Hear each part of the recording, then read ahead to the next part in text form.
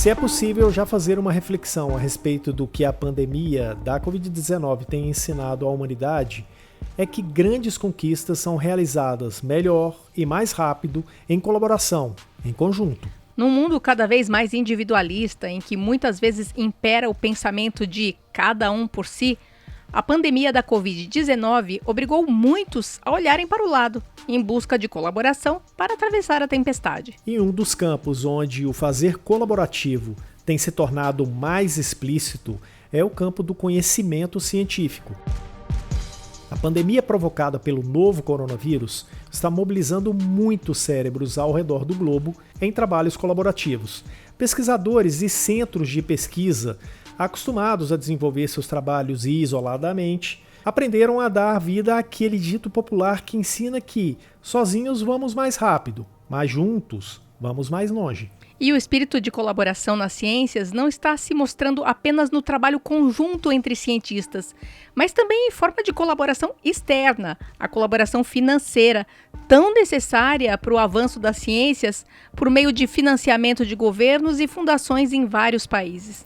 Mas se a Covid-19 trouxe como legado o aprendizado sobre as vantagens do trabalho colaborativo e sobre a importância do financiamento de pesquisas, ela também expôs uma fraqueza que, indiretamente, faz travar a roda da ciência, o consumo do conhecimento científico produzido nos centros de pesquisa. Sim, porque a ciência produzida nos estudos e pesquisas precisa ganhar relevância no mundo da prática, nas mãos de quem está na assistência.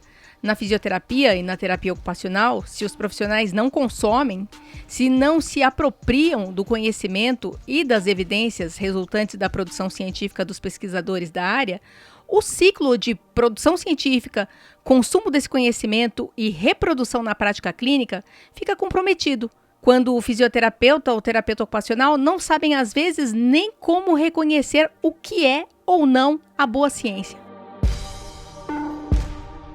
Se é correto identificar a exposição da dificuldade de grande parte dos fisioterapeutas e terapeutas ocupacionais brasileiros se apropriarem do conhecimento científico como um possível legado indireto da pandemia, então também é correto afirmar que reconhecer essa carência e trabalhar para que ela seja suprida e suprimida é um legado positivo. Um legado que fala diretamente ao espírito colaborativo que queremos destacar, porque o conhecimento científico produzido só é pleno se alguém na ponta está ouvindo e entendendo o que o pesquisador tem a dizer em seus artigos e, por meio da sua prática, baseada nessas evidências, envia o necessário feedback que faz a roda da ciência girar. Bom, quer saber mais sobre como a pandemia da Covid-19 está remodelando as práticas da produção científica, apontando para vários caminhos que mostram a colaboração como direção a ser seguida? Então continua com a gente neste 5º programa da série que se propõe a olhar para o que será da sua profissão depois da pandemia.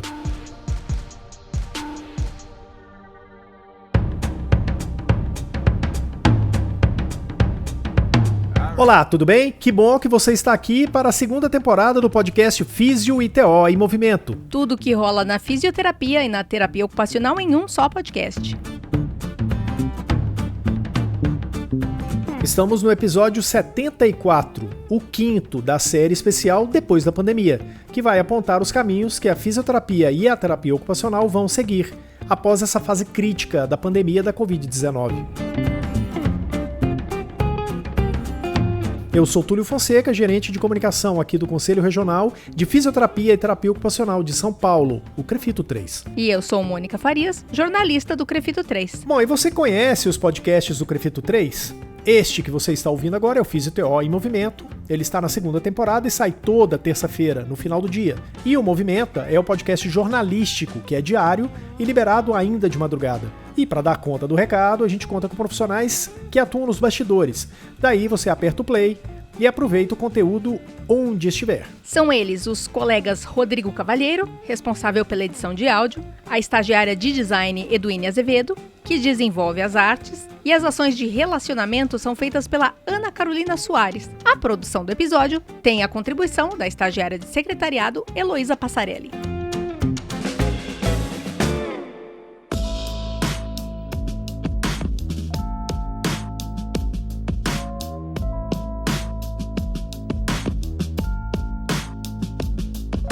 Então, existem vários estudos sendo feitos, inclusive multicêntricos, que é uma coisa que a gente está aprendendo a fazer. Deve ser um legado da Covid para a ciência. Poucas foram as ocasiões, na história recente da humanidade, que deixaram tão explícita a necessidade de se voltar a dar atenção àquele antigo conceito de unidos venceremos.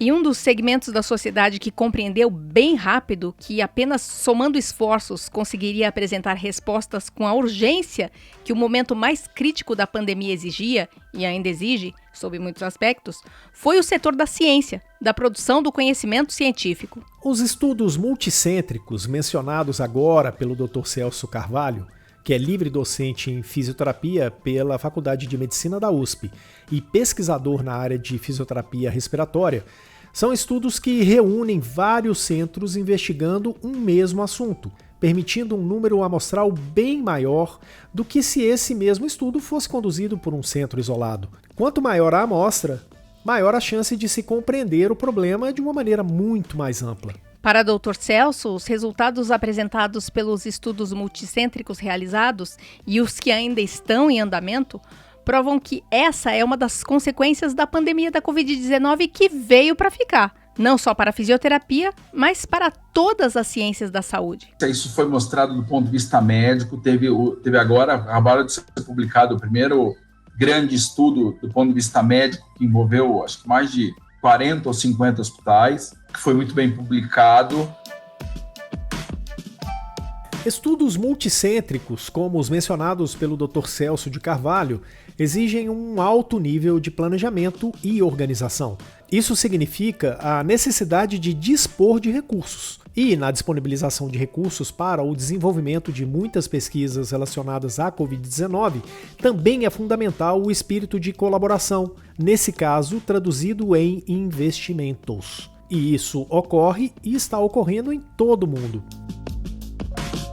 A fisioterapeuta Tânia Janaldes é pesquisadora na Universidade McGill, no Canadá, e confirma a disposição do governo e de fundações fazerem a sua parte para que o conhecimento científico sobre a Covid-19 avance. O governo federal do Canadá, juntamente com os governos das províncias canadenses, investiram mais de 150 milhões de dólares em pesquisa sobre a Covid-19. Outras agências de fomento e fundações também ofereceram verba para pesquisa nessa área. Muitos colegas fisioterapeutas, pesquisadores aqui no Canadá, que começaram alguns projetos relacionados à Covid-19.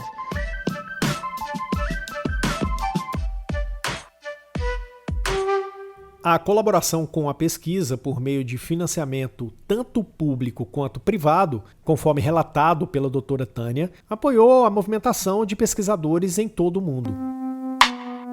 Desde o momento em que se percebeu que o SARS-CoV-2 era um vírus que provocava danos como nenhum outro, teve início uma busca frenética por respostas que pudessem elucidar os mecanismos do novo coronavírus.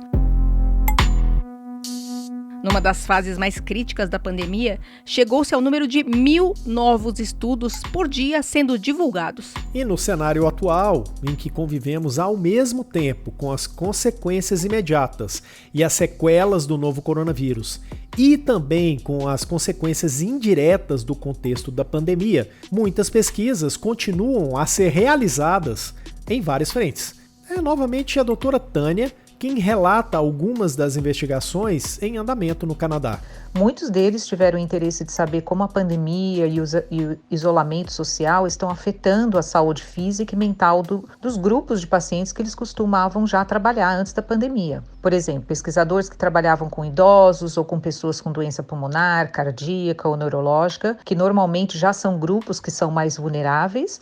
Esses pesquisadores estão fazendo agora projetos para avaliar se esses grupos de pacientes tiveram alguma mudança brusca, por exemplo, no nível de atividade física deles durante a pandemia.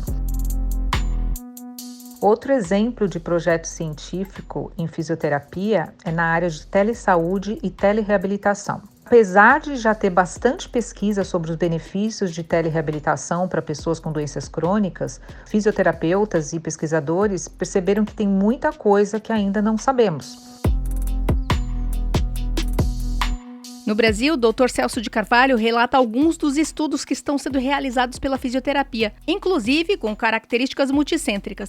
Nós estamos em vários estudos, nós estamos num estudo multicêntrico junto com Porto Alegre, junto com Santa Catarina, tentando entender o benefício da posição prona dentro do Covid. Né? Nós estamos liderando esse estudo junto com o professor Rodrigo Plentes de Porto Alegre, o professor José Eduardo Pompeu, o professor Vinícius Iamonte, junto com a professora Ana Carolina Schmidt, a professora Carolina Fuyel. Nós estamos fazendo um estudo que é o de segmento dos pacientes pós-Covid, o que aconteceu dentro do hospital, o que aconteceu pós-hospital, o que esses pacientes vão ser avaliados. Esse estudo grande, ele tem vários aspectos. O primeiro é entender o que aconteceu só com os pacientes idosos ao longo da Covid. O segundo é tentar entender o que a posição prona, quem se beneficiou mais, quantos por cento responderam e essas coisas. Está sendo feito com a Marieta Amaral Cunha. Tem o estudo da professora Carolina Fu, que está tentando entender o papel da fisioterapia dentro da UTI. A professora Ana Carolina Schmidt está tentando ver como é que o paciente com Covid ele está sendo recebido no sistema estadual, municipal de saúde. Então, vários estudos estão sendo feitos em São Paulo. A professora Maria Aparecida Catai está liderando um estudo na Federal de São Carlos, que é para ver a resposta cardiovascular desses pacientes. Então, tem vários estudos que estão sendo feitos.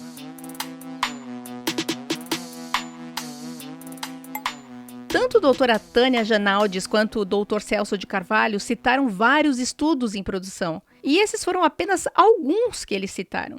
É um volume bastante grande de conhecimento sendo produzido por pesquisadores em todo o mundo. Mas com tanto conhecimento produzido e em tempo recorde em alguns momentos da pandemia, como o profissional que está ali na ponta, olhando nos olhos dos pacientes internados em consequência da Covid-19, vai conseguir separar o joio do trigo?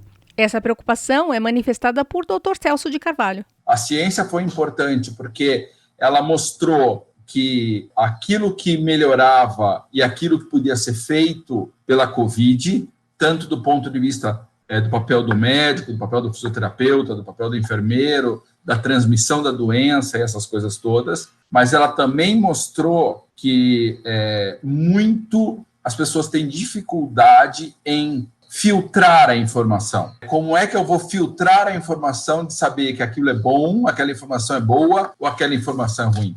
Isso é efetivo, isto não é efetivo, isto é importante, isso não é importante. Então, uma coisa que fica claro para mim é que a maioria das pessoas não entendia, de verdade, como pegar o artigo científico e transformar aquilo numa compreensão para a sua prática clínica. Essa reflexão do Dr. Celso de Carvalho deixa evidente o quanto as exigências da pandemia da Covid-19 sobre os profissionais de saúde deixaram explícita como nunca antes a importância do profissional estar atualizado, a importância em saber ler a ciência e a importância em ser capaz de tirar de todo um conjunto de informações o que é realmente relevante para ele. Essa constatação, mais do que um legado involuntário da pandemia para os profissionais, é motivação para que eles enxerguem suas carências e, como se diz popularmente, corram atrás do prejuízo, porque é quem está ali na ponta, na assistência, que tem a obrigação de colaborar para que as evidências científicas ganhem vida e oportunidade de serem aprimoradas, novamente por meio da investigação científica, reiniciando o ciclo de produção, consumo e reprodução. Mas se a dificuldade em compreender, ou antes ainda, em filtrar o que foi produzido pela ciência é uma constatação, como reverter esse quadro?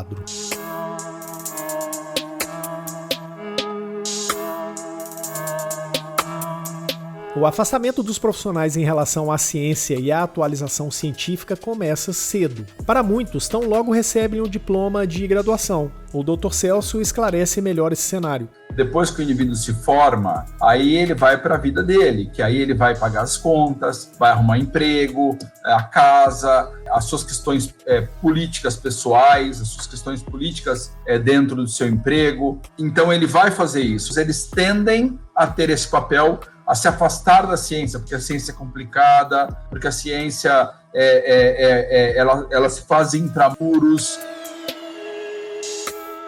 E é justamente por causa da sua condição de graduado em ciência que se espera desse profissional um compromisso com o conhecimento científico. Porque ele não é um técnico, ele é um profissional de nível superior. Como profissional de nível superior, ele deve ter na sua formação, que é o que todo profissional, independente da sua formação, deve ter, ele deve ter os conhecimentos básicos científicos, porque somente a partir daí, desses conhecimentos, um conjunto de conhecimentos sobre metodologia, sobre estatística, sobre a inclusão de pacientes, sobre o desenho de um estudo, a partir daí, ele tendo essa informação, a partir daí ele consegue usar. O profissional deve, pelo menos uma vez a cada, uma vez por semana, uma vez a cada 15 dias, ler um artigo, se informar, estar entendendo, estar dentro do seu campo, olhando esse tipo de coisa. Uma outra recomendação para que o profissional acesse e esteja próximo do conhecimento científico é estar vinculado a uma associação científica da sua especialidade. Se eu tiver muito bem referendado, se eu tiver muito bem associado, acolhido, isso é feito de maneira muito mais simples e muito mais rápida. Então, alguém vai para mim me ajudar nesse tipo de informação. Entretanto, eu nunca devo terceirizar essa informação. Eu devo ler a informação resumida, mas ir atrás também da minha própria informação. E eu tenho que ter o conhecimento científico.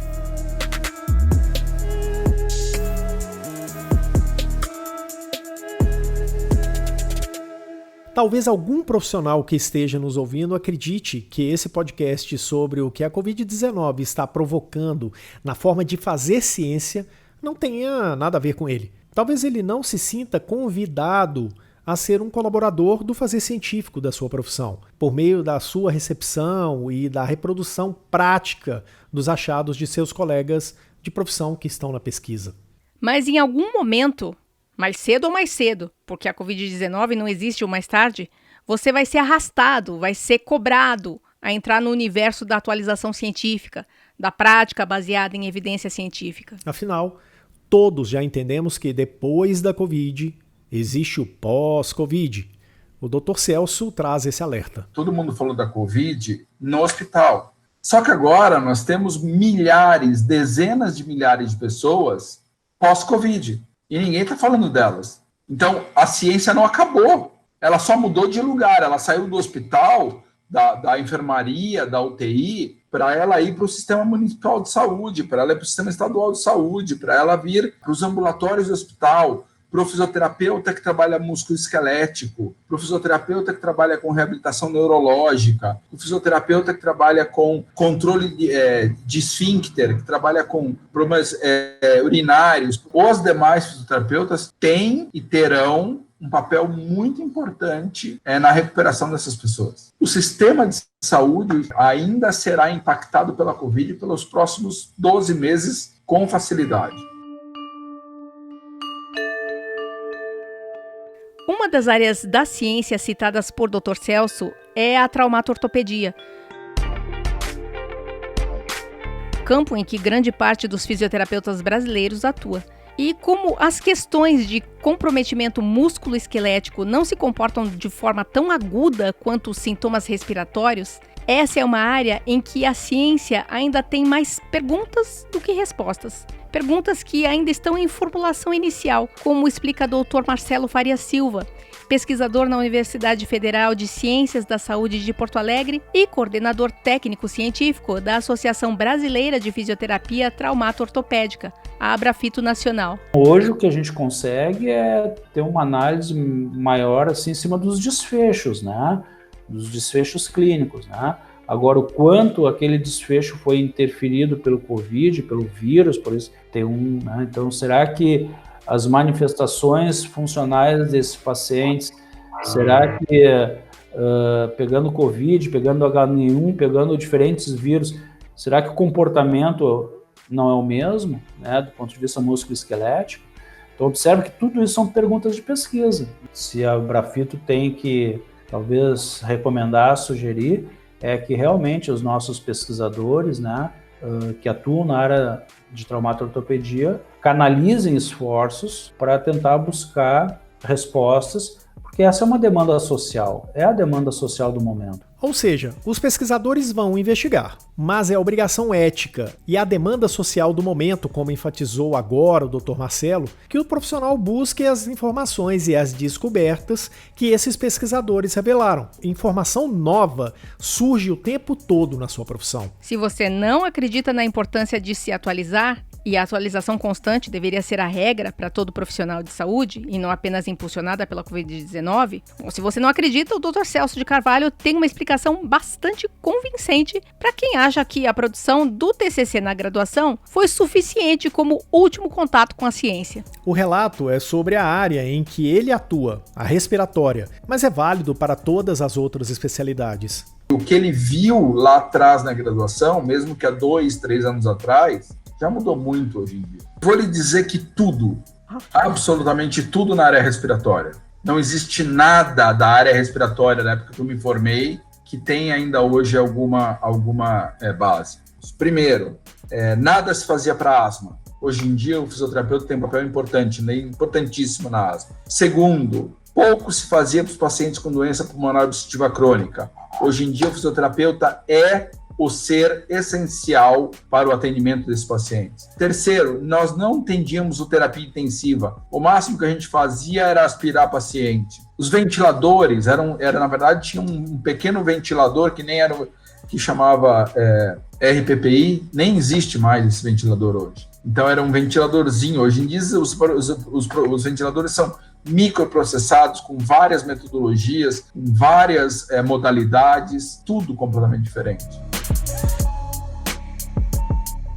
Se você ainda se questiona sobre o que fica de legado de aprendizado da Covid-19 para a produção científica em fisioterapia, o principal deles é o trabalho colaborativo. Não apenas pelo sucesso dos estudos multicêntricos ou sob a forma de investimentos, mas também, e muito, a colaboração de quem mais precisa absorver o conhecimento científico produzido por cientistas da fisioterapia no Brasil e no mundo. Porque acreditar que prestar assistência ao paciente sem contato algum com o que está sendo produzido na academia, mais do que nunca, como nos ensina o Dr. Celso de Carvalho, passa a ser inaceitável. Ninguém pode ficar isolado, é impossível. Ainda mais no mundo de hoje.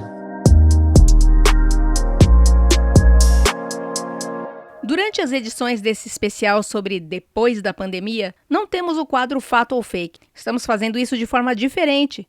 Os debates acontecem nas lives que o Conselho realiza nas segundas e nas terças-feiras. Na segunda, juntos com a Físio até o final. E na terça, juntos com a TO até o final. Acesse o canal do YouTube do Conselho para ver essas lives que já foram realizadas até então. Lembrando que toda semana estamos encaminhando por e-mail os links da série para que você tenha acesso mais fácil aos conteúdos. Fique de olho também na sua caixa de spam.